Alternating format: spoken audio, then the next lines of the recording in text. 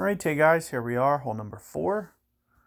Let's take a look here. It looks like we got a headwind. That's favorable. So one of the things that I'll typically do on this hole is try to curl it around the tree. I've always typically used a Titan ball here. I'm thinking very little on the topspin, somewhere around here. 7 miles per hour. It's going to land towards the top half of this fairway. Other than this, I'm going to try to curl it. I'm going to just try to get just a little bit closer to the tree here. And making sure that I'm not really using power. That's what the Titan kind of brings in. It lets me not have to power. Now, I did catch a great ball to the left. Let's see if I can get this to just roll out. Nope. So you do have to kind of avoid the great ball left. As you can see, it's going to get you into the rough there. That's one of the downsides to extra mile, is not a lot of accuracy. And the more that you can curl, kind of the better. So I could have went Apocalypse 1 there too and probably hit the same no power shots. That's one of the main reasons that I use the Titan, so I don't have to power.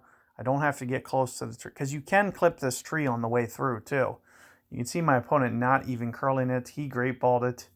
He's coming in with a little bit more power too, so this might actually roll. This might end up, ooh, that's really rough. He never even hit the fairway. So as you can see, it wouldn't really require power. I'm just going to end up pitching out here, because had I had my perfect ball, I was going to be right up in here. So we're just going to essentially treat it like had they given me the perfect ball, which they should have. There's no way that I was late on that timing. It was just a jumpy needle more than anything.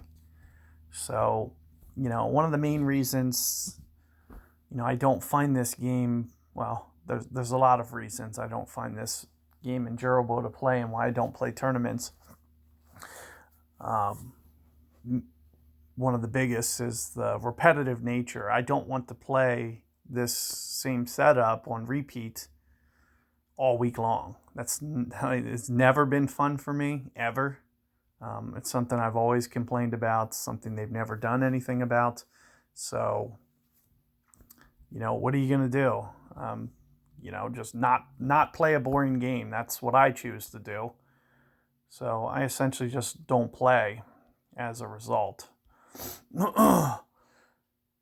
So, but, aside from that, they've started, like, every update, something's wrong with the game.